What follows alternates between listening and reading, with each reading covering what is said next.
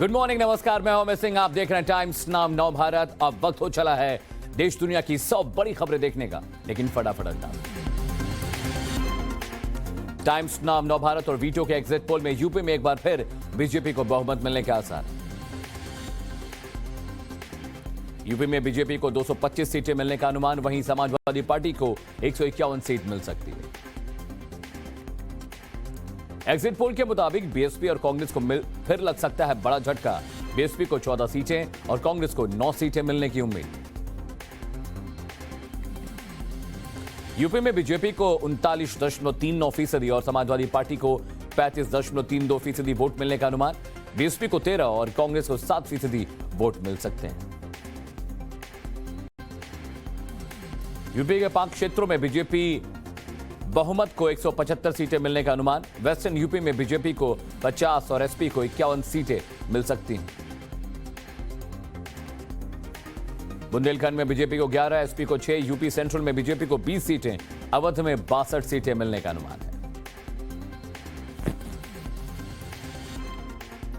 पंजाब में आम आदमी पार्टी की बन सकती है सरकार। टाइम्स नव भारत के एग्जिट पोल में आपको 70 सीटें मिलने का अनुमान। कांग्रेस को 22 सीटों से करना पड़ सकता है संतोष। अमृतसर पूर्व से नवजोत सिंह सिद्धू हार सकते हैं विधानसभा चुनाव। सुखबीर बादल की उम्मीदों को भी लग सकता है झटका।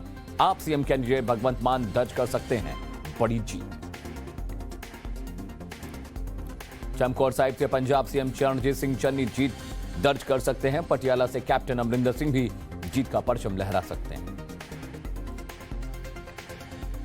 पंजाब के मोगा से सोनू सूद की बहन मालविका सूद हार सकती हैं चुनाव। एग्जिट पोल में आप उम्मीदवार अमनदीप कौर की जीत का अनुमान है। टाइम्स नव भारत के एग्जिट पोल में उत्तराखंड में बीजेपी को बहुमत 37 सीटें मिलने का अनुमान। टाइम्स नव भारत के एग्जिट पोल में उत्तराखंड में बीजेपी को बहुमत 37 सीटें मिलने का अनुमान। कांग्रेस को 31 सीटें मिल सकती हैं। आम आदमी पार्टी की उम्मीदों को झटका, 1 सीट से करना पड़ सकता है संतोष। टाइम्स नव भारत वीटो के एग्जिट पोल में उत्तराखंड के तराई में बीजेपी को 15 और कांग्रेस को 21 सीट मिल सकती है। टाइम्स नव भारत वीटो के एग्जिट पोल में गढ़वाल में बीजेपी को, टिहरी में कांग्रेस मजबूत।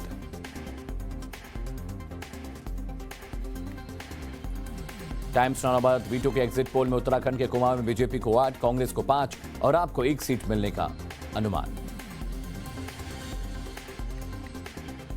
टाइम्स नव भारत वीटो के एग्जिट पोल में गोवा में बीजेपी को 14 सीट मिलने की संभावना, तो वहीं कांग्रेस को 16 सीट मिलने की संभावना है। टाइम्स नव भारत वीटो के एग्जिट पोल में आपको मिल सकती है 4 सीट। एग्जिट पोल में मणिपुर में बीजेपी के सत्ता में रहने के रुझान, 32 से 38 सीटों पर मिल सकती है जीत। एग्जिट पोल पर सीएम योगी ने बधाई देते हुए कहा, मीडिया ने बहुत बेहतरीन काम किया, सभी जगह का कवरेज बहुत अच्छा रहा। टाइम्स नव भारत के एग्जिट पोल पर अखिलेश यादव का बयान, कहा एग्जिट पोल्स मॉनिटर्ड है, समाजवादी गठबंधन 300+ सीटें जीत रहे हैं। एग्जिट पोल पर यूपी के डिप्टी सीएम दिनेश शर्मा ने कहा, बीजेपी के टक्कर में कोई नहीं। स्वामी प्रसाद मौर्य ने एसपी की सरकार बनने का दावा किया, बोले अखिलेश इस बार 300 पार। टाइम्स नव भारत के एग्जिट पोल पर मोहसिन रजा का बयान, कहा हमें बढ़त दिख रही है लेकिन ये एग्जैक्ट पोल नहीं, हम 300 पार जाएंगे। एग्जिट पोल पर बोले उत्तराखंड सीएम पुष्कर धामी, असल नतीजों में बीजेपी को और ज्यादा सीटें मिलेंगी, प्रचंड बहुमत से बनेगी बीजेपी सरकार। उत्तराखंड के सीएम धामी ने टाइम्स नव भारत से बात की, कहा बहुमत के साथ सरकार बना रहे हैं, कांग्रेस के सभी दावे फुर हो जाएंगे।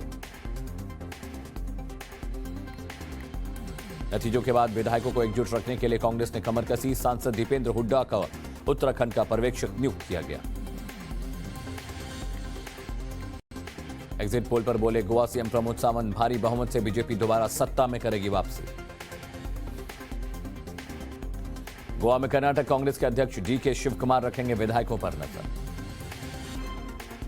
गोवा में आप सीएम उम्मीदवार का कांग्रेस को समर्थन, अमित पालेकर ने कहा बीजेपी को हराने के लिए जरूरत पड़ी तो कांग्रेस के साथ आएंगे।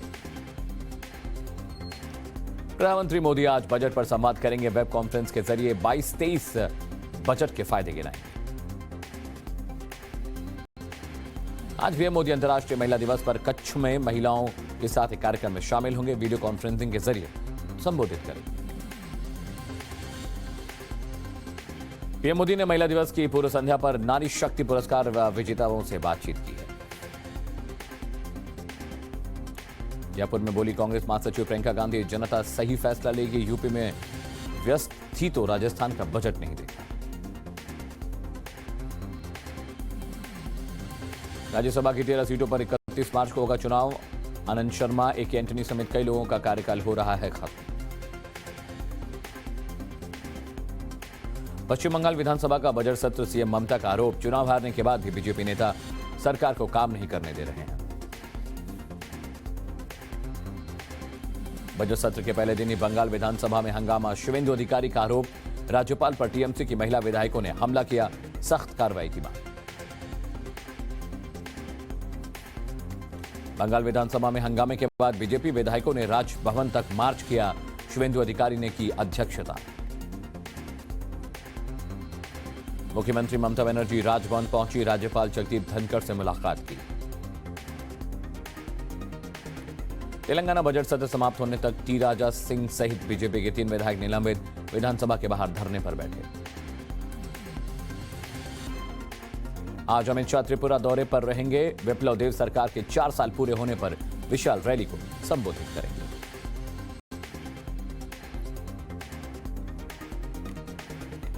बीजेपी अध्यक्ष जेपी नड्डा और उज्जैन के दौरे पर रहेंगे। चुनाव परिणाम आने पर से पहले महाकाल का आशीर्वाद लेंगे।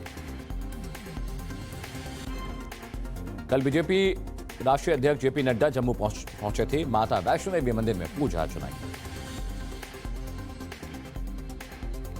अंतर्राष्ट्रीय महिला दिवस पर आज प्रियंका गांधी लखनऊ में निकालेंगी महिला मार्च। राजस्थान की महिला विधायकों को भी दिया न्योता।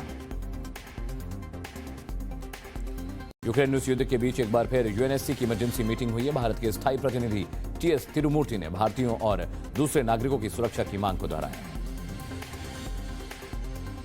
रूस और यूक्रेन के तीसरे दौर की बातचीत हुई। मानवीय गलियारों को लेकर हुई पॉजिटिव चर्चा। यूक्रेन के प्रतिनिधि का दावा, बातचीत सकारात्मक रही। वहीं रूस के प्रतिनिधि बातचीत को उम्मीदों के विपरीत बताया। अमेरिका रक्षा विभाग के अधिकारी का दावा है कि AH-64 अपाचे और UH-60 ब्लैक हॉक्स को पोलैंड भेजा गया। यूरोप में अभी 1 लाख अमेरिकी सैनिक मौजूद हैं। एंटनी ब्लिंकन ने कहा, नेटो के खिलाफ किसी भी खतरे से निपटने के लिए तैयार है अमेरिका और सहयोगी देश। रूस और यूक्रेन के विदेश मंत्री 10 मार्च को तुर्की के शहर अंताल्या में मिलेंगे। तुर्की में विदेश मंत्री ने दी जानकारी। रूस ने यूक्रेन पर तेज किए हमले। मुश्किल वक्त में राष्ट्रपति जेलेंस्की को मिला ग्लोबल सिटीजन का साथ मदद की आह्वान। एयर स्ट्राइक के बाद यूक्रेन के जितोमिर शहर के तेल डिपो में आग लगी। यूक्रेन की राज्य आपातकालीन सेवा का दावा। यूक्रेन के राष्ट्रपति के सलाहकार का दावा, यूक्रेनी सेना ने चुहीव शहर पर फिर से कब्जा किया। खार्किव में हुए हमलों के बाद सैकड़ों घायल, अस्पताल में लगातार मरीजों की संख्या बढ़ी। कीव के उपनगरों में गोलीबारी जारी। ग्रामीणों के मुताबिक तेजी से आगे बढ़ रही रूसी सेना। कीव सीमा के बाहर यूक्रेन कर रहे हैं पहरेदारी। यूक्रेनी लोगों ने कहा, हम अपना बचाव खुद करेंगे। युद्ध में हिस्सा लेने के लिए 1,40,000 से ज्यादा नागरिक यूक्रेन लौटे। लौटने वालों में 80% पुरुष हैं। रूस के खिलाफ यूके की नई मुहिम। यूके ने इंटरपोल से रूस के निलंबन का अनुरोध किया। पोलैंड के प्रेजेमिल्स शहर में यूक्रेन का सांस्कृतिक केंद्र शरणार्थियों के लिए रहने के लिए खोल दिया गया है। केंद्र में शरणार्थियों के लिए अस्थायी बिस्तर और कुर्सियां लगाई गई हैं। रूस में यूक्रेन के समर्थन में प्रदर्शन के खिलाफ प्रशासन के एक्शन। पुलिस ने 5,000 से ज्यादा प्रदर्शनकारियों को हिरासत में लिया। बोरिस जॉनसन ने बढ़ाई मदद के हाथ। यूक्रेन को 175 मिलियन पाउंड देने की घोषणा की।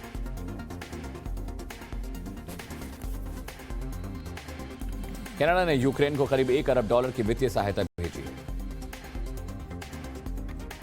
ऑपरेशन गंगा के तहत यूक्रेन के पड़ोसी देशों से 1314 भारतीयों को एयरलिफ्ट किया गया। C-17 globe master Hindon airbase पर लैंड हुआ। लगभग 200 छात्रों को लेकर पोलैंड से भारत पहुंचा। कारगिल से आए छात्रों ने बताया, आप बीती, बोले जान बचाने के लिए मुश्किलों का सामना करना पड़ा। रूसी राष्ट्रपति Vladimir Putin international judo federation में सभी पदों से निलंबित। यूक्रेन से चल रहा है युद्ध बनाता रहा। बिहार के नियोजित शिक्षक आज विधानसभा का घेराव करेंगे। पूरे प्रदेश से इकट्ठा हुए शिक्षक। जम्मू कश्मीर के पुंछ में भारी बर्फबारी, चारों तरफ जमी बर्फ की मोटी परत। असम में माओवादी नेता को गिरफ्तार किया गया। आतंकवाद फैलाने और युवाओं को भड़काने के आरोप में गिरफ्तारी हुई। बिहार के गोपालगंज में ऑनर किलिंग का मामला। प्रेम प्रसंग में लड़की की हत्या, पिता और चाचा समेत 3 लोगों पर हत्या का आरोप। इस्लामिक स्टेट खुरासन केस में एनआईए की बड़ी कार्रवाई। पुणे में एक संदिग्ध के घर की तलाशी ली। झारखंड के चतरा जिले में पुलिस और आंदोलनकारियों के बीच झड़प। एनटीपीसी के खिलाफ चल रहा प्रदर्शन हिंसक हुआ। 8 वाहन चले।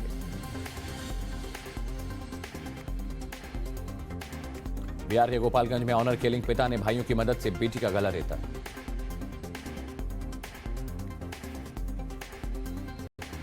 दिल्ली में पिछले 24 घंटे में कोरोना के 158 नए केस, 3 की मौत। मुंबई में कोरोना वायरस के 38 नए केस, 72 मरीज डिस्चार्ज हुए।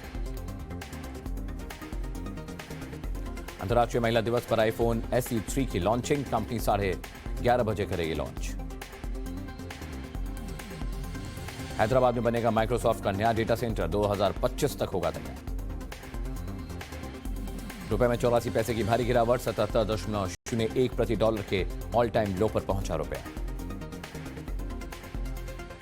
क्रूड ऑयल रिकॉर्ड $130 के करीब पहुंचे। एनालिस्ट ने कहा, न्यूक्लियर डील के बाद ईरानी तेल को बाजार में आने में महीनों लगेंगे। दिल्ली एनसीआर में बढ़े सीएनजी के दाम। दिल्ली में 50 पैसे तो नोएडा गाजियाबाद में ₹1 का हुआ इजाफा। बीएसएनएल मेट्रो और बड़े शहरों में शुरू करेगी 4G सर्विस। टीसीएस के साथ टेस्टिंग को पूरा किया। बीपीएससी ने सीनियर सेकेंडरी स्कूलों में हेडमास्टर के 6,421 पदों पर निकाली भर्ती। उम्मीदवार 28 मार्च तक करें आवेदन। पूरी में अंतर्राष्ट्रीय महिला दिवस पर रेत से कलाकृति बनाई। कलाकार मानस कुमार साहू ने महिलाओं के सम्मान में बनाई कलाकृति। दिल्ली पुलिस ने श्रद्धानंद मार्ग पर पिंक पुलिस चौकी बनाई। सेक्स वर्कर्स के लिए महिला पुलिसकर्मी करेंगे काम। दिल्ली पुलिस ने जवाहरलाल नेहरू स्टेडियम में लाडली रन का आयोजन किया। राकेश अस्थाना ने दिखाई हरी झंडी। महिला दिवस से पहले चिली के राष्ट्रपति भवन के सामने महिलाओं का प्रदर्शन को सुपर फेमिनिस्ट मंडे का नाम दिया। सूडान की राजधानी खार्तूम में सैन्य तख्तापलट के खिलाफ कई महीनों से लगातार प्रदर्शन जारी है। सेना ने प्रदर्शनकारियों पर आंसू गैस के गोले दागे हैं। लंदन की एक हाई राइज इमारत में आग लगी। आग को बुझाने की कोशिश जारी। पाकिस्तान के पूर्व राष्ट्रपति रफीक दरार का 92 साल की उम्र में निधन। 1997 से 2001 के बीच पाकिस्तान के राष्ट्रपति रहे। यमन में एंजेलिना जोली ने युद्ध से प्रभावित परिवारों से मुलाकात की। एंजेलिना ऐसे परिवारों के लिए फंड इकट्ठा करेंगी। भारत पाकिस्तान को मानवीय सहायता के रूप में अनाज की तीसरी खेप भेजेगी। भारत 8 मार्च को पाकिस्तान के रास्ते 2000 टन अनाज भेजेगा। शेन वॉर्न का पार्थिव शरीर ऑस्ट्रेलिया के लिए रवाना। पुलिस ने माना वॉर्न की मौत प्राकृतिक कारणों से हुई। डैनियल विटोरी ने कहा, आरसीबी को डुप्लेसिस या मैक्सवेल को नया कप्तान बनाना चाहिए। आरसीबी के नए कैप्टन हो सकते हैं फाफ डुप्लेसिस। सूत्रों के हवाले से खबर, कोहली ने भी दी फाफ के नाम पर मंजूरी। श्रीलंका के खिलाफ दूसरे टेस्ट में अक्षर पटेल को मिला मौका। 12 मार्च से बेंगलुरु में खेला जाएगा डे नाइट टेस्ट। महिला विश्व कप में बांग्लादेश की लगातार दूसरी हार। न्यूजीलैंड ने 9 विकेट से हराया। रिलीज हुआ अटैक का ट्रेलर, सुपर सोल्जर बन देश को दुश्मनों से बचाएंगे जॉन अब्राहम। बोनी कपूर का दावा, सलमान की नो एंट्री में एंट्री की रिलीज पर थिएटर्स में उमड़ेगी भयंकर भीड़। एक्टर विवेक अग्निहोत्री का कपिल शर्मा पर आरोप, कहा कपिल शर्मा ने द कश्मीर फाइल्स प्रमोट करने से इनकार किया। अभिनेता धनुष की एक्स वाइफ ऐश्वर्या रजनीकांत अस्पताल में भर्ती, कुछ दिनों पहले हुआ था कोरोना, फैंस कर रहे अच्छे स्वास्थ्य की कामना। जल्द शादी करेंगे फेमस सिंगर मिलिंद गाबा, गर्लफ्रेंड प्रिया बेनीवाल के साथ शादी के बंधन में बनेंगे। फेमस कोरियोग्राफर तुषार कालिया ने सगाई की, असम की मॉडल त्रिवेणी बर्मन से सगाई की।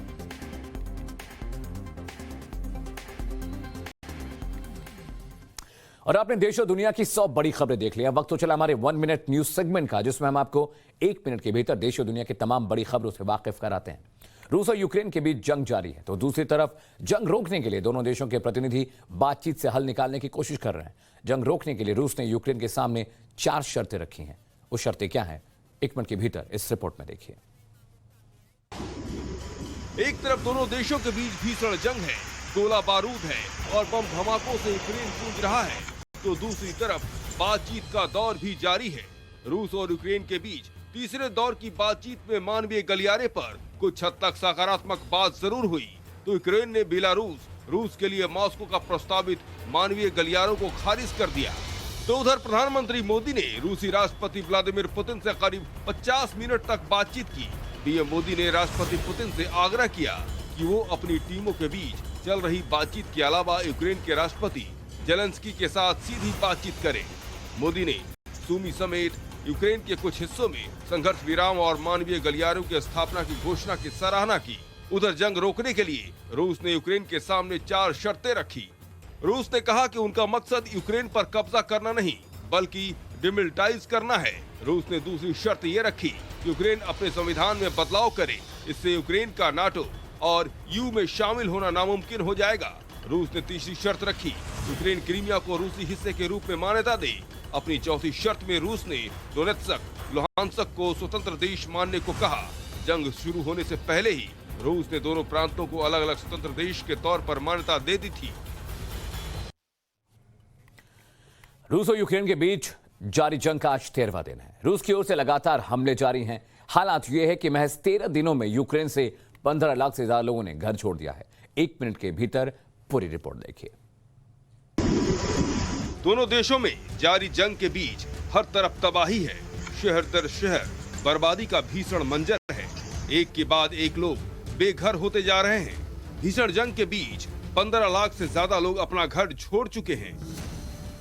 इस समय मैं रेलवे स्टेशन के बाहर हूँ। जो ये आप लंबी कतार देख सकते हैं, ये शरणार्थियों की कतार है जो अपना घर बार छोड़कर इस समय ट्रेन का इंतजार कर रहे हैं। इन्हें मालूम नहीं कि इन्हें कहाँ जाना है, सिर्फ इन्हें एक ही बात पता है कि इन्हें बॉम्ब्स के दूर भागना है, जो रशिया पिछले 12 दिन से लगातार बम्बार्डमेंट कर रहा है। कईयों के घर बार टूट चुके हैं, कई अपना सब कुछ खो चुके हैं।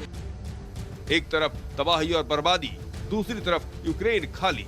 तो उधर तुर्की के विदेश मंत्री ने कहा कि रूस और यूक्रेन के विदेश मंत्री 10 मार्च को तुर्की के शहर अंताल्या में मुलाकात करेंगे। तो यूक्रेन में युद्ध के विरुद्ध गांधीवादियों ने जंग फौरन बंद करने की अपील की है। आज गांधी समाधि पर धरना देने का भी उनका प्लान है।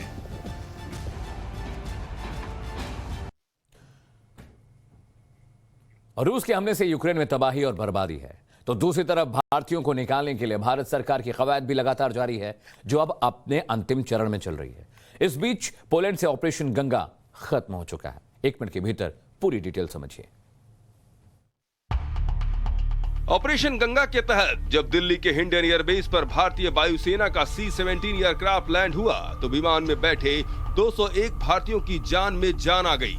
यूक्रेन में फंसे भारतीयों की वतन वापसी हुई, तो पोलैंड में भारत सरकार के ऑपरेशन गंगा का द एंड हो गया। इस फ्लाइट में यूक्रेन में गोली लगने से जख्मी हरजोत सिंह और सड़क परिवहन मंत्री जनरल वीके सिंह भी मौजूद रहे। तो वतन वापसी पर भारतीयों ने अपने दर्द और बेचैनी को बयां किया। मैं आया हूँ यूक्रेन से, चर्निविसी सिटी से। अच्छा, तो वहाँ क्या कुछ हालात थे? हमारी सिटी सेफ है अभी तक। सेफ है क्योंकि वो रोमानिया के बॉर्डर पे पड़ती है, तो वहाँ तक अभी अटैक नहीं हुआ है। तो उस सिटी से निकलने में और बॉर्डर पे पहुँचने में आपको कितना वक्त लगा था? मेरे जो पास में बॉर्डर वो तो रोमानिया का 35 किलोमीटर है, बट मैं दूसरी साइड से आया हूँ, उसमें भीड़ ज़्यादा थी, तो मैं आया हूँ पोलैंड के बॉर्डर से। तो क्या कुछ चुनौतियों का सामना करना पड़ा उस शहर से निकल करके? जब मैं आया तो सब लेट में आया हूँ सबसे, तो जब मैं आया तो 12 घंटे में मैंने पार कर लिया सारा कुछ। रूस के हमले के बाद यूक्रेन में हालात बद से बदतर होते जा रहे हैं। ऐसे में वहां फंसे लोगों को निकालने के लिए सरकार की तरफ से ऑपरेशन गंगा शुरू किया गया है। इस मिशन को सफल बनाने में देश की 6 निजी एयरलाइन समेत एयरफोर्स की पूरी ताकत जुटी हुई है। ऑपरेशन गंगा के जरिए अब तक हजारों लोगों की वतन वापसी हो चुकी है। आज महिला दिवस है, देश भर में कई कार्यक्रम हैं, तो इस मौके पर नारी शक्ति पुरस्कार से कई विजेताओं को सम्मानित भी किया जाएगा। क्या है पूरी खबर, 1 मिनट के भीतर देखिए।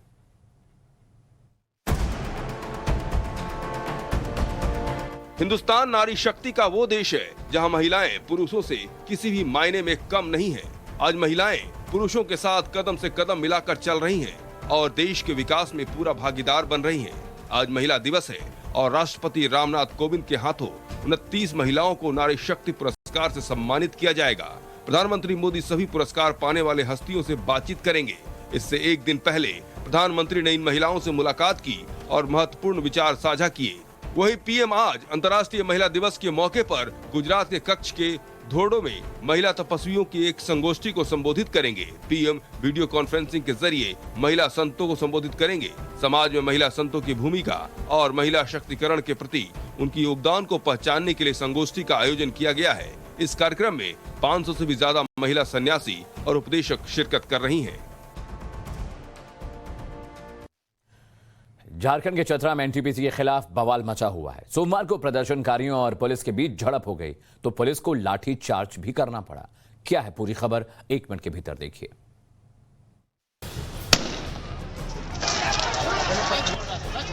जमकर मचा बवाल, कई जगह आगजनी, पुलिस पर पथराव। ये तस्वीरें झारखंड के चतरा इलाके की है।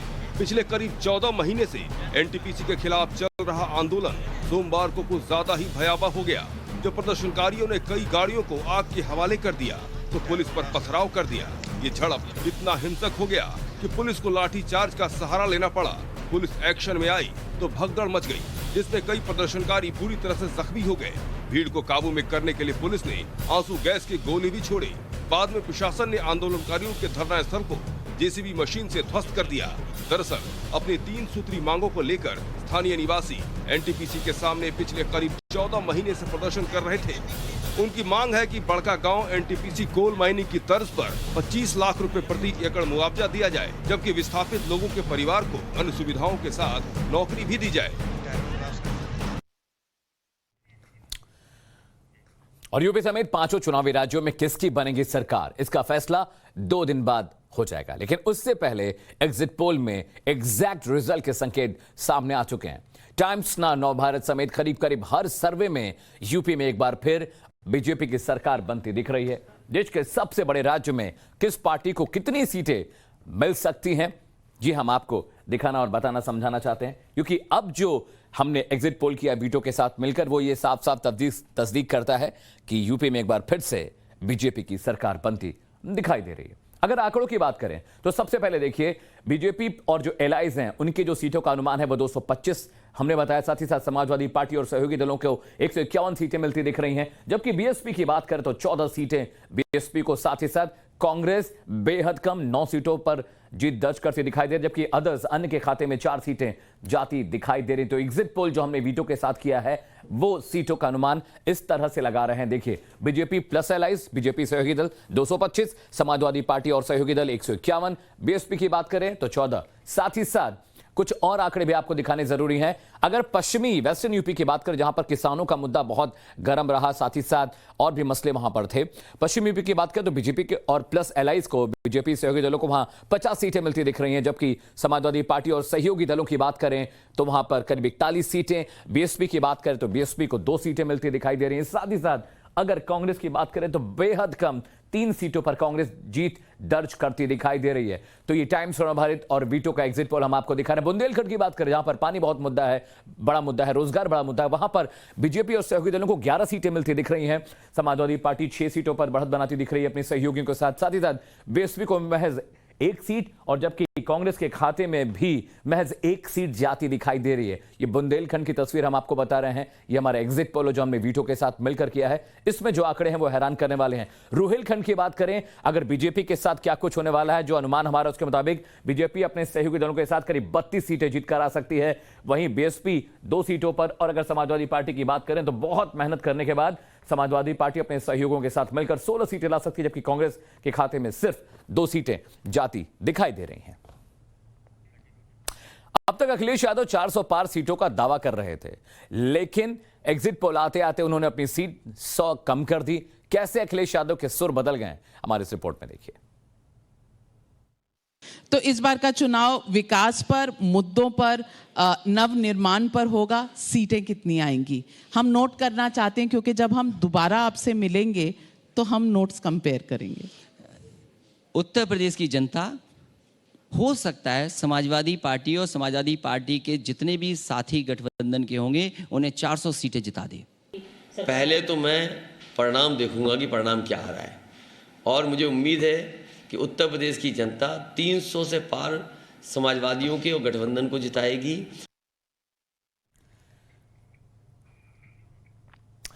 और अब वक्त हो चला है टाइम्स नाउ भारत पर सुपर 30 देखने का, जिसमें हम आपको 30 सेकंड के भीतर देश और दुनिया की तमाम बड़ी खबरों से वाकिफ कराते हैं। लेकिन सबसे पहले देखिए नव भारत वीटो का एग्जिट पोल और चुनाव की कुछ अहम खबरें।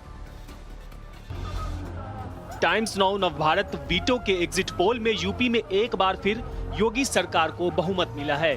बीजेपी को इस बार 225 सीटें मिल सकती हैं, तो वहीं समाजवादी पार्टी को 151 सीटें मिलने का अनुमान है। बीएसपी को 14 और कांग्रेस को 9 सीटें मिलने की उम्मीद है। वहीं एग्जिट पोल पर सीएम योगी का कहना है कि प्रचंड बहुमत के साथ सरकार बनाएंगे, तो वहीं समाजवादी पार्टी के मुखिया अखिलेश यादव ने भी सरकार बनाने का दावा किया है। टाइम्स नाउ नव भारत वीटो के एग्जिट पोल में उत्तराखंड में बीजेपी को बहुमत मिला है। एग्जिट पोल के मुताबिक बीजेपी को 37 सीटें मिलने का अनुमान है, तो कांग्रेस को 31 सीटें मिलने की उम्मीद है। इधर आम आदमी पार्टी को 1 सीट से ही संतुष्ट करना पड़ सकता है। कांग्रेस को 21 सीटें मिल सकती हैं। एग्जिट पोल में उत्तराखंड के तराई में बीजेपी को 15 और कांग्रेस को 21 सीट मिल सकती है, तो गढ़वाल में बीजेपी और टिहरी में कांग्रेस मजबूत स्थिति में दिख रही है। पंजाब में आम आदमी पार्टी की सरकार बन सकती है। टाइम्स नाउ नव भारत के एग्जिट पोल में आपको 70 सीटें मिलने का अनुमान है। कांग्रेस को 22 सीटें मिलने के आसार हैं। एग्जिट पोल के मुताबिक अमृतसर से नवजोत सिंह सिद्धू चुनाव हार सकते हैं। आप सीएम कैंडिडेट भगवंत मान बड़ी जीत दर्ज कर सकते हैं। पंजाब के मोगा से सोनू सूद की बहन मालविका सूद भी चुनाव हार सकती हैं। टाइम्स नाउ नव भारत के एग्जिट पोल में गोवा में किसी पार्टी को बहुमत नहीं मिलता दिख रहा है। बीजेपी को 14, कांग्रेस को 16 सीटें मिलने का अनुमान है। आम आदमी पार्टी को 4 सीटें मिल सकती हैं। एग्जिट पोल पर गोवा के सीएम प्रमोद सावंत का बयान भी सामने आया है। सावंत का कहना है कि गोवा में भारी बहुमत से बीजेपी दोबारा सत्ता में वापसी करेगी। वहीं मणिपुर में बीजेपी के सत्ता में बने रहने का रुझान है।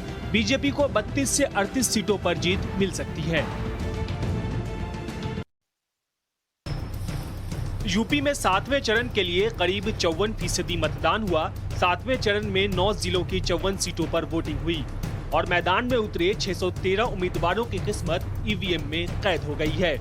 अब 10 मार्च को सभी 5 राज्यों में एक साथ नतीजों का ऐलान किया जाएगा। चुनाव खत्म होने के बाद सभी पार्टियों ने अपनी अपनी जीत के साथ सरकार बनाने का दावा किया है। यूक्रेन रूस युद्ध के बीच एक बार फिर यूएनएससी की इमरजेंसी मीटिंग हुई। बैठक में भारत के अस्थायी प्रतिनिधि टीएस त्रिमूर्ति ने कहा कि भारत ने भारतीयों और दूसरे नागरिकों की सुरक्षा की मांग को दोहराया है। साथ ही दोनों पक्षों से बार बार अपील के बाद भी सुमी में फंसे भारतीयों को निकालने के लिए सुरक्षित निकलने का रास्ता नहीं मिला। वहीं त्रिमूर्ति ने बताया कि पीएम मोदी ने यूक्रेन के राष्ट्रपति ज़ेलेंस्की और रूस के राष्ट्रपति पुतिन से बात की। रूस यूक्रेन युद्ध का आज 13वां दिन है। रूस के हमलों के बीच दोनों देशों के प्रतिनिधियों ने तीसरे दौर की वार्ता की। यूक्रेन के प्रतिनिधि का कहना है कि बातचीत सकारात्मक रही, तो वहीं रूस के प्रतिनिधि ने इसे उम्मीदों के विपरीत बताया। वहीं तुर्की के विदेश मंत्री का कहना है कि रूस और यूक्रेन के विदेश मंत्री 10 मार्च को तुर्की के अंतालिया में मुलाकात करेंगे। बता दें कि इससे पहले भी 2 दौर की वार्ता हो चुकी है, लेकिन दोनों में ही कुछ निष्कर्ष नहीं निकल पाया था। यूक्रेन के जिटोमिर और चेरनिहिव में रूस ने ताजा हमला किया है। रूस की ओर से जिटोमिर और चेरनिहिव में 2 ऑयल प्लांट पर मिसाइल हमला किया गया है,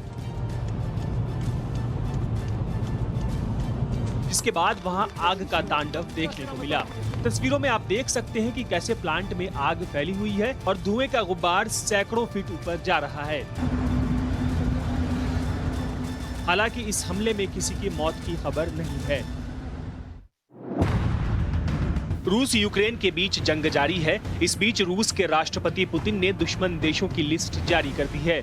चीन की सरकारी मीडिया CGTN ने अपनी रिपोर्ट में दावा किया है कि रूस की इस लिस्ट में अमेरिका, ब्रिटेन, यूक्रेन, जापान और यूरोपियन यूनियन के 27 देश शामिल हैं।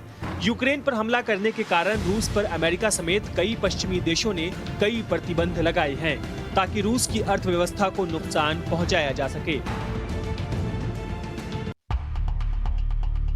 यूक्रेन रूस युद्ध के बीच भारतीयों की वापसी के लिए ऑपरेशन गंगा तेजी से जारी है।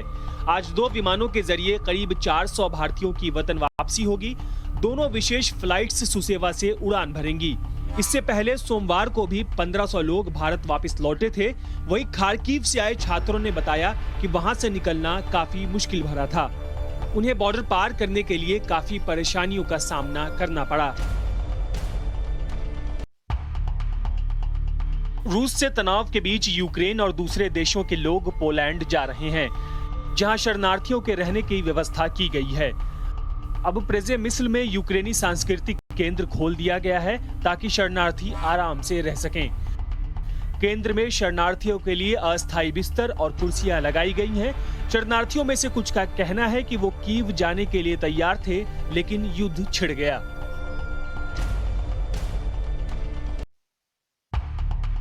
आज अंतर्राष्ट्रीय महिला दिवस है। आज राष्ट्रपति रामनाथ कोविंद 29 महिलाओं को महिला सशक्तिकरण की दिशा में उनके योगदान के लिए पुरस्कार प्रदान करेंगे। साल 2020 और 2021 के लिए 14 पुरस्कार दिए जा रहे हैं। वहीं पीएम गुजरात के कच्छ में महिला तपस्वियों की एक संगोष्ठी को संबोधित करेंगे। इससे पहले सोमवार को पीएम ने नारी शक्ति पुरस्कार विजेताओं से मुलाकात की थी। अवार्ड कृषि, नवाचार, सामाजिक कार्य, शिक्षा, साहित्य, भाषा विज्ञान, कला एवं हस्तकला, विज्ञान तथा प्रौद्योगिकी के लिए दिया जाता है।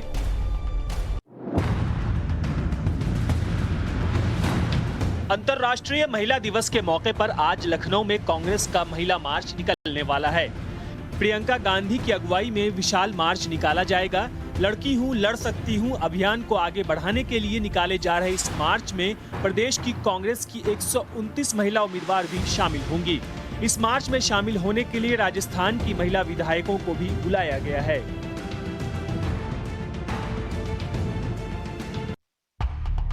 भारत अफगानिस्तान को मानवीय सहायता के तौर पर आज 2000 टन अनाज की खेप भेजेगा। भारत पाकिस्तान सीमा के जरिए 4000 टन गेहूं भेजा जा चुका है। मार्च के आखिर तक 10,000 टन अनाज भेजा जाएगा। 14 और 20 मार्च को पाकिस्तान सीमा होते हुए 2000 टन गेहूं भेजा जाएगा। खाद्य सचिव सुधांशु पांडे ने जानकारी दी कि अफगानिस्तान को भारत से बहुत अच्छी सहायता मिली है और गेहूं की पहली खेप 22 फरवरी को भेजी गई थी। झारखंड के चतरा में एनटीपीसी के खिलाफ चल रहा आंदोलन सोमवार को उग्र हो गया। प्रदर्शन के दौरान पुलिस और आंदोलनकारियों के बीच झड़प हुई, जिसमें जमकर पथराव और लाठीचार्ज हुआ। इस हिंसक झड़प में 8 वाहन भी जल गए। प्रदर्शन के बाद पूरे टंडवा इलाके को छावनी में तब्दील कर दिया गया है। बता दें कि आंदोलनकारी पिछले 14 महीनों से मुआवजा राशि में बढ़ोतरी समेत कई मांगों को लेकर कंपनी प्रबंधन से विचार करने के लिए कह रहे हैं। भारत और श्रीलंका के बीच 12 मार्च से दूसरा टेस्ट मैच खेला जाना है। ये day and night test match Bengaluru में होगा। इस मैच से पहले टीम इंडिया में बड़ा बदलाव किया गया है। टीम में ऑलराउंडर अक्षर पटेल की वापसी हुई है, तो वहीं कुलदीप यादव को बिना मैच खिलाए टीम से बाहर कर दिया गया है। पहला टेस्ट मैच भारत ने पारी और 22 रनों से जीता था और 1-0 की बढ़त बना ली थी। न्यूजीलैंड में महिला क्रिकेट वर्ल्ड कप खेला जा रहा है। वर्ल्ड कप के दूसरे मैच में न्यूजीलैंड ने बांग्लादेश को 9 विकेट से हरा दिया। बांग्लादेश ने पहले बल्लेबाजी करते हुए कीवी टीम को 141 रनों का टारगेट दिया था, जिसे न्यूजीलैंड ने 42 गेंद बाकी रहते हुए 1 विकेट खोकर ही हासिल कर लिया। इस हार के साथ ही बांग्लादेश की टीम अब तक वर्ल्ड कप के 2 मैच हार चुकी है।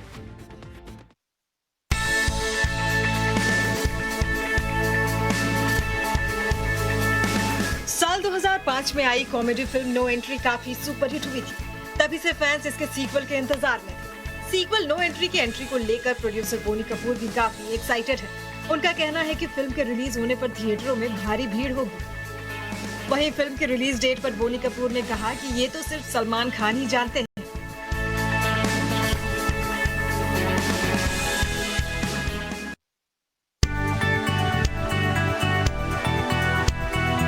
Film the Kashmir files in दिनों काफी सुर्खियों में है। लोगों ने फिल्म डायरेक्टर विवेक अग्निहोत्री से फिल्म को प्रमोट करने के लिए कपिल शर्मा के शो पर जाने की बात की, जिसके जवाब में अग्निहोत्री ने ट्वीट किया कि उन्होंने कपिल की टीम को अप्रोच किया था, लेकिन उन्होंने उन लोगों को बुलाने से मना कर दिया क्योंकि फिल्म में कोई बड़ा कॉमर्शियल स्टार नहीं है। इतना ही नहीं, अग्निहोत्री ने लिखा कि वो ये डिसाइड नहीं कर सकते कि किसे कपिल शर्मा के शो पर इन्वाइट करना चाहिए।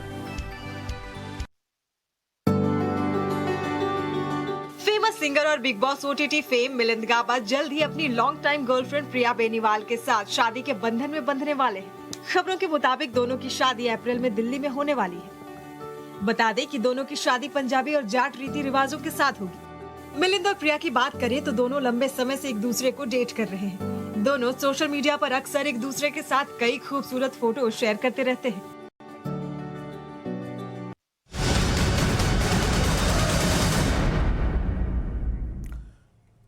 और सुपर 30 के बाद रुक करते हैं इस वक्त की बड़ी खबर का, जो रूस यूक्रेन मसले से जुड़ी है। आज रूस यूक्रेन युद्ध का 13वां दिन है और रूस के लगातार हमलों के चलते यूक्रेन में हालात दिन ब दिन और खराब होते जा रहे हैं। बीती रात संयुक्त राष्ट्र सुरक्षा परिषद की इमरजेंसी मीटिंग हुई। बैठक में भारत ने यूक्रेन में बिगड़ते हालात और मानवीय संकट पर तुरंत ध्यान देने की जरूरत बताई है। संयुक्त राष्ट्र में भारत के स्थायी प्रतिनिधि टीएस तिरुमूर्ति ने कहा कि यूएन के अनुमान के मुताबिक पिछले 11 दिनों में 15 लाख शरणार्थियों ने यूक्रेन के पड़ोसी देशों में शरण मांगी है। उन्होंने कहा कि यूक्रेन में फंसे भारतीयों सहित सभी नागरिकों को सुरक्षित निकालने के लिए भारत ने सेफ पैसेज की मांग की। साथ ही साथ ये भी दोहराया कि ये जरूरी है, लेकिन दोनों पक्षों से बार बार आग्रह करने के बावजूद सूमी में भारतीय छात्रों को निकालने के लिए सुरक्षित रास्ता नहीं बन पाया। और यही चिंता का विषय भारत के लिए भी है और उन तमाम अभिभावकों के लिए जिनके बच्चे अभी भी यूक्रेन के अलग अलग इलाकों में फंसे हुए हैं। सीज फायर का ऐलान अब जल्द होना चाहिए ताकि जल्दी से जल्दी वहां पे चीजें बेहतर हो सकें। We note the joint launch of the Flash Appeal and the Regional Refugee Response Plan by the Secretary General on Ukraine.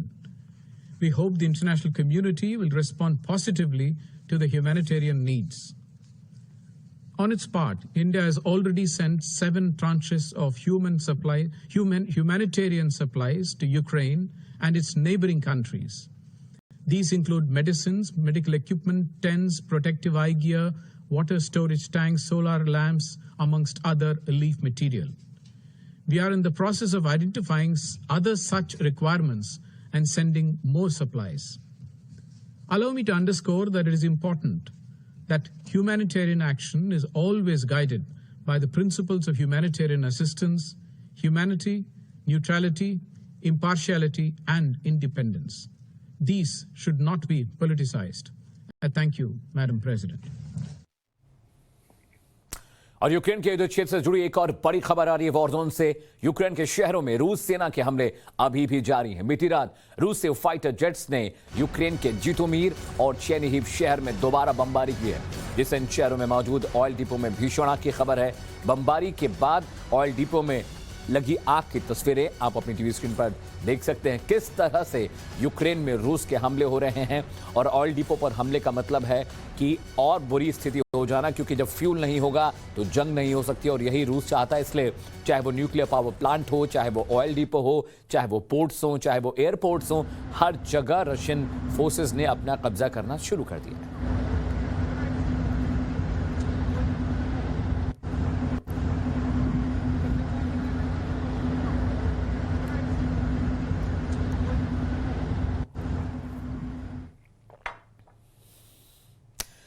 तो ये 6 तस्वीरें आपकी टीवी स्क्रीन पर हैं। संकट का समाधान हो, भारत पहले दिन से ही अपील कर रहा है। तीसरे दौर की बातचीत अब होनी है। तुर्की में ये बातचीत होगी। 2 दौर की जो बातचीत हुई, कुछ भी निकल कर नहीं आया। और अब बड़ा सवाल यही है कि यूएनएससी का दबाव काम नहीं कर रहा है, नेटो का दबाव काम नहीं कर रहा है, साथ ही साथ यूएनजीए का दबाव काम नहीं कर रहा है। भारत भी लगातार अपील कर रहा है। और तीसरे दौर की वार्ता होने के बाद अब जो चौथे दौर की वार्ता की उम्मीद जग रही है तुर्की में, वहां पर क्या कुछ निकल कर आएगा, क्योंकि 3 दौर की बातचीत में अभी तक जो हालात हैं वो बेहतर नहीं हुए, युद्ध विराम नहीं हुआ। इस बीच एक और बड़ी खबर आ रही है। महायुद्ध को रोकने और युद्ध क्षेत्र में फंसे आम लोगों को सुरक्षित निकालने के लिए रूस और यूक्रेन के बीच कल एक बार फिर बातचीत हुई। दोनों देशों के बीच तीसरे दौर की वार्ता थी, लेकिन इस बैठक में कोई ठोस नतीजा नहीं निकल पाया। रूस की तरफ से वार्ता में शामिल प्रतिनिधिमंडल के चीफ व्लादिमीर मेंडेल्स्की ने कहा कि बातचीत से रूस की उम्मीदें नाकाम हो गई हैं, लेकिन उम्मीद है कि अगले दौर की बैठक में कुछ ठोस फैसले लिए जा सकते हैं। तो 3 दौर की बातचीत, कुछ भी नतीजा नहीं निकला है। अब मुश्किल यह है कि अगर युद्ध विराम नहीं होता है तो विश्व के मानचित्र से यूक्रेन लगभग साफ हो जाएगा और एक नाम का मुल्क रह जाएगा, क्योंकि जो स्थितियां हैं, लगातार 13वें दिन भी बमबारी जारी है, हमले जारी हैं, चाहे वो ऑयल डिपो हो, चाहे रिहायशी इलाके हों, इमारतें हों, हर जगह हवाई हमले हो रहे हैं, मिसाइलों से हमले हो रहे हैं और इसका खामियाजा आम पब्लिक को भुगतना पड़ रहा है। Наши ожидания от переговоров не оправдались, но мы надеемся, что в следующий раз сумеем сделать более существенный шаг вперед. Вот переговоры будут продолжены. Скажу честно, что наши ожидания от переговоров не оправдались, но мы надеемся, что в следующий раз сумеем сделать более существенный шаг вперед. Вот переговоры будут продолжены. और महायुद्ध की वजह से महातबाही की आशंका बढ़ गई है। रूस ने यूक्रेन के मददगारों को सीधी चेतावनी दी है। पुतिन ने यूक्रेन को हथियार देने वालों को अंजाम भुगतने की धमकी दी। तो वहीं महातबाही को रोकने के लिए पीएम मोदी ने दोनों देशों के राष्ट्रपति से बात की और आमने सामने बैठकर बात करने पर जोर दिया। यह रिपोर्ट देखिए और समझिए कि हालात किस तरह खराब हो चले हैं।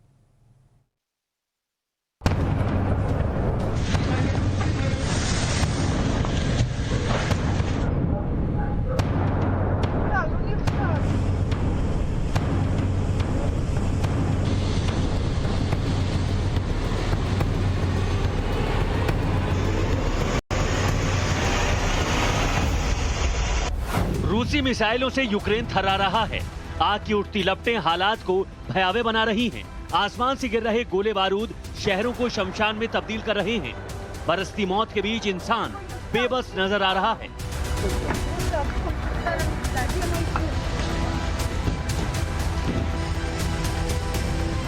हर दिन यूक्रेन से आ रही तस्वीरों ने सेकेंड वर्ल्ड वॉर की यादों को ताजा कर दिया है। आग और धुआं उगलती इमारतों के बीच जिंदगी करहा रही है।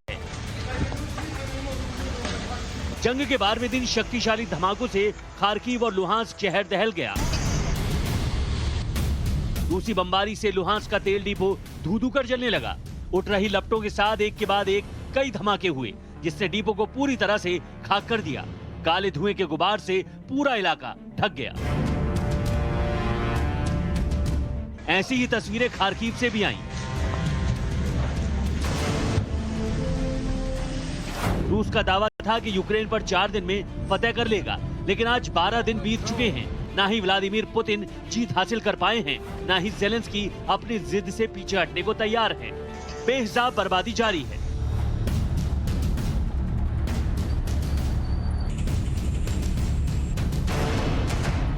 यूक्रेन की धरती को रौंदते हुए रूसी टैंक लगातार आगे बढ़ रहे हैं। पुतिन के लड़ाकू विमान आसमान से तबाही मचा रहे हैं। जेट से गिर रहे गोले उन लोगों की जान ले रहे हैं जो अपनी जान बचाने के लिए घर में दुबके हुए हैं। हर गुजरते दिन के साथ हालात भयावह होते जा रहे हैं।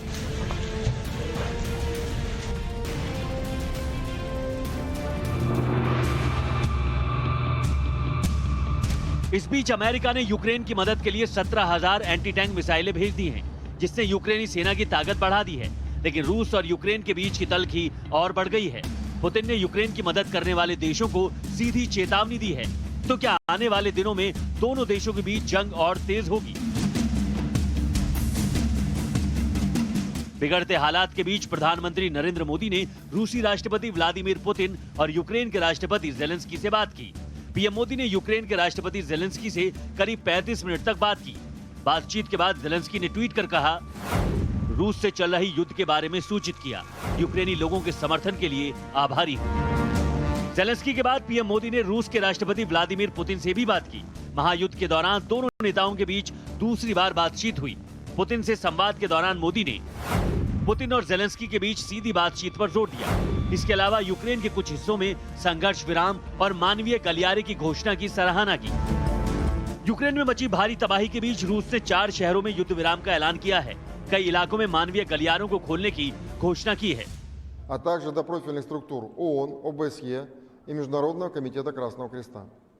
На период открытия гуманитарных коридоров вооруженные силы Российской Федерации будут осуществлять непрерывный объективный контроль проведения эвакуации с применением беспилотных летательных аппаратов. फिलहाल साफ नहीं है कि संघर्ष विराम कब तक लागू रहेगा। महायुद्ध में फंसे लोगों को निकालने के लिए सीज फायर का ऐलान किया गया है। सिविलियंस के लिए परेशानी बढ़ती जा रही है। 1.5 करोड़ के करीब आबादी रिफ्यूजी हो चुकी है, शरणार्थी हो चुकी है, अपने घरों को छोड़ के दूसरे घरों की तरफ निकल चुकी है। लेकिन अब ये सीज फायर का जो ये विंडो है, ये विंडो ऑफ अपॉर्चुनिटी, ये जो ह्यूमैनिटेरियन कॉरिडोर जो मिला है, इसका पूरा इस्तेमाल करेंगे। और भारत की एम्बेसी पूरी तरह से कोशिश कर रही थी पिछले कुछ दिनों से कि जो सुमी में 700 के करीब मेडिकल स्टूडेंट्स उनको निकाला जाए। मेरे ख्याल से उनके लिए उम्मीद की किरण है। रूसी बमबारी में अब तक यूक्रेन के 10 शहर पूरी तरह से तबाह हो चुके हैं। बाकी शहरों के हालात दिनों दिन खराब होते जा रहे हैं। यूक्रेन छोड़कर जाने वालों की संख्या दिनों दिन बढ़ती जा रही है। सड़क पर पड़ी लाशें हालात को और भयावह बना रही हैं। ऐसे में सीज फायर के ऐलान से बड़ी उम्मीद जगी है। Bureau report, times now Navbharat.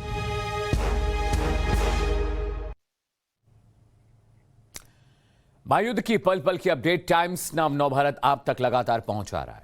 युद्ध से जुड़ी हर तस्वीर सबसे पहले हम आपको टाइम्स नाउ नवभारत पर दिखा रहे हैं। यूक्रेन में इस वक्त क्या हालात हैं और लगातार लोग अपने घरों को छोड़कर कैसे सुरक्षित आशियाने की तलाश में हैं। हमारे संवाददाता प्रदीप दत्ता ने एक रिपोर्ट भेजी है जो आपको देखनी चाहिए।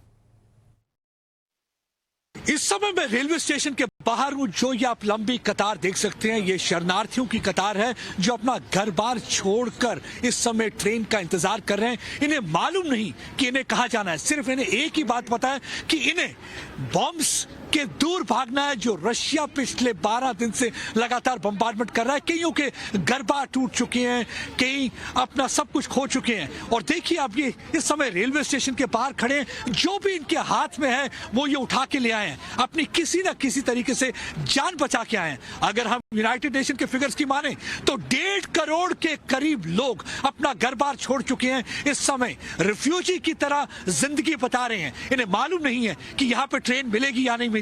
जैसे मैं आपसे बात कर रहा हूं, इस समय बर्फबारी हो रही है और कड़ाके की ठंड है। कड़ाके की ठंड में आप देखिए ये इंतजार कर रहे हैं। और कुछ बच्चे हैं, कुछ बूढ़े हैं, कुछ चल नहीं सकते और अपने पालतू जानवरों को भी साथ ले आए हैं। जो भी कोई उनके हाथ लग सकता था लेके आए हैं। इस समय बहुत ही मुश्किल वाली स्थिति है। लगातार रशिया की तरफ से आता है कि वो सीज फायर का अनाउंसमेंट तो करते हैं, लेकिन ग्राउंड पे कोई ऐसी सिचुएशन देखने को नहीं मिलती। आज भी उन्होंने सीज फायर का जब अनाउंसमेंट किया था, एक लोगों के चेहरे पे एक उम्मीद जगी थी, शायद वो अपने घरों से आराम से सामान लेकर निकल पाएंगे, लेकिन ऐसा कुछ भी नहीं हो पाया। देखिए इनके चेहरों की तरफ देखिए। अगर आप इनके चेहरों की तरफ देखेंगे तो आपको एक किस्म की परेशानी नजर आएगी, एक बहुत ही मतलब कि इनकी आंखों में दर्द नजर आएगा। आप समझ सकते हैं कि अपने घरों में अगर आप शरणार्थी हो जाए, अपने देश में आप रिफ्यूजी बन जाएं तो कितनी मुश्किल हो सकती है। ये देखिए कितनी लंबी कतार है। जहां भी मैं नजर दौड़ाऊंगा आपको एक लंबी कतार नजर आएगी जो रेलवे स्टेशन की तरफ जाती है। लेकिन क्या इन्हें ट्रेन मिल पाएगी, इन्हें भी मालूम नहीं। और अगर ट्रेन मिल भी पाई, क्या उस ट्रेन में जगह मिल पाएगी, ये भी इन्हें मालूम नहीं। और अगर ट्रेन में बैठ गए तो किस जगह पहुंचेंगे और क्या वहां पे इन्हें रहने का बसेरा मिल पाएगा, वो भी इन्हें मालूम नहीं। तो देख सकते हैं कि कितनी अनसर्टेनिटी है इनकी जिंदगी में इस जंग की वजह से। Pradeep Datta, times of Bharat. और प्रदीप दत्ता की रिपोर्ट बताती है कि हालात कितने खराब हैं लवीव में भी वक्त। इस बीच रूसी सेना से लड़ने के लिए यूक्रेन के लोग भी सड़कों पर उतर आए हैं और यूक्रेन की आर्मी को सपोर्ट करने लगे हैं। यूक्रेनियों ने कैंपेन चलाया है और एक टी शर्ट बेची जा रही है जिस पर लिखा जा रहा है फाइट लाइक यूक्रेनियंस। कैंपेन के तहत बेची जा रही टी शर्ट से आने वाले पैसों को आर्मी की मदद में लगाया जाएगा। टाइम्स नाव नवभारत संवाददाता मेरे सहयोगी प्रदीप दत्ता की एक और रिपोर्ट देखिए। आदि जब आप तभी जीत जाते हैं अगर आप पूरी तरह से मोटिवेटेड। आप देख सकते हो मैं इस समय एक फैक्ट्री में हूं जहां पे टी शर्ट तैयार की जा रही है। अगर आप टी शर्ट के ऊपर ये मैसेज देखेंगे तो मैसेज पे लिखा हुआ है फाइट लाइक यूक्रेनियंस, यानी कि अगर आपने लड़ना है तो यूक्रेनियंस की तरह लड़ेंगे। तो देखिए ये बहुत ही इंपॉर्टेंट जंग है यूक्रेन के लिए। देखिए आप यहाँ इन्होंने पूरी तरह से लिखा, ये जो है इंडिपेंडेंस वॉर है, यानी कि यूक्रेन की आजादी के लिए जंग है। बैटल फॉर फ्यूचर, यानी कि उनके भविष्य के लिए जंग है। बैटल फॉर न्यू यूरोप, यानी कि नए यूरोप के निर्माण के लिए जंग है। तो ये बहुत इंपॉर्टेंट है। अब देखिए ये टी शर्ट पहन के जब एक शख्स निकलेगा तो वो बाकियों को भी मोटिवेट करेगा, प्रोत्साहन करेगा, उन्हें भी स्पिरिटेड रखेगा कि किस तरीके से दुश्मन का मुकाबला करना है। उसके साथ साथ इसका दूसरा एक और पर्पज भी है, ये टी शर्ट बेची जाएगी। जो भी पैसा इस टी शर्ट को बेचने के बाद कमाया जाएगा उस पैसे का इस्तेमाल आर्म्ड फोर्सेस के लिए किया जाएगा, डिफेंस इंफ्रास्ट्रक्चर को रिबिल्ड करने के लिए किया जाएगा, ताकि जितना भी पैसा हो अपनी फौज के लिए वो इस्तेमाल कर सकें। और देखिए इस टी शर्ट को पहन के आप खुद देख सकते हैं कि अपने आप में एक अलग सी फीलिंग आती है जब ये टी शर्ट आपके सीने पर हो और लिखा हो फाइट लाइक यूक्रेन, तो आप समझ सकते हैं कि किस किस्म का जज्बा जुनून आपके अंदर पैदा होगा। और उसी जज्बा जुनून के साथ इस समय यूक्रेनियन के लोग एक दीवार की तरह खड़े हैं, रशियन बंदूकों के सामने एक दीवार की तरह खड़े हैं, रशियन टैंक के सामने, और लगातार मुकाबला कर रहे हैं और रशियन के लिए मुश्किलातें पैदा कर रहे हैं। जॉनथन के साथ प्रदीप दत्ता, टाइम्स ऑफ भारत। और युद्ध के चलते लोग यूक्रेन छोड़ रहे हैं और ऐसे लोगों की मदद के लिए कोरियाई रेस्टोरेंट आगे आया है जो लोगों को मुफ्त में खाना खिलाने के साथ ही उन लोगों के लिए घर ढूंढने में भी मदद करता है। टाइम्स नाव भारत के संवाददाता ने कोरियाई रेस्टोरेंट के केयरटेकर से बातचीत की है। ये रिपोर्ट देखिए।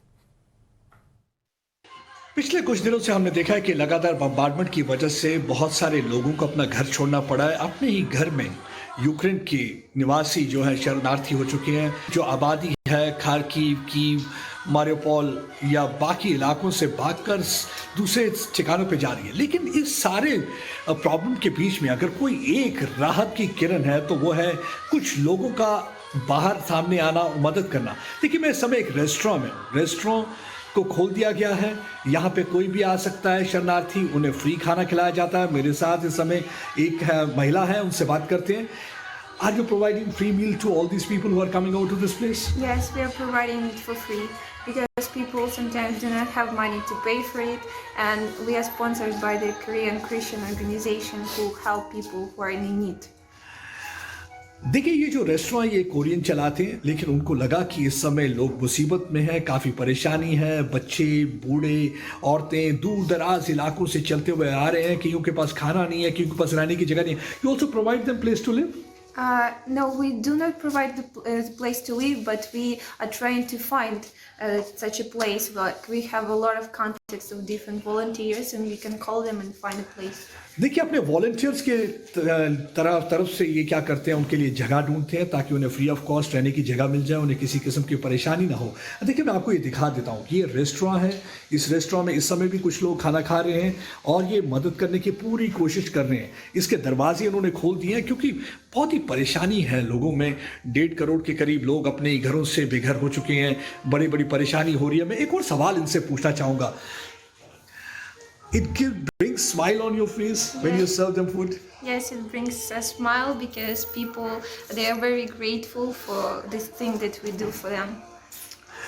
कहते हैं जो दूसरों को खाना खिलाते हैं उनसे भगवान भी खुश होता है, and God is also happy with her. क्योंकि ये कहते हैं कि मुझे बहुत अच्छा लगता है जब मैं उन्हें खाना खिलाती हूँ और उसके बाद मेरे चेहरे पर भी मुस्कान आती है और उनके चेहरे पर भी मुस्कान आती है। मैं इनके जज्बा जुनून को सलाम करता हूँ। और देखिए कितने इधर पे अभी भी लोग होंगे जो इस समय खाना खा रहे होंगे और यहाँ पे इस होटल रेस्टोरेंट में बैठ के ये खाना खा रहे हैं और उनको ये प्रोवाइड की जा रही है सुविधा, और उनके साथ साथ उनको रहने की जगह भी प्रोवाइड करते हैं। नवभारत के लिए प्रदीप दत्ता।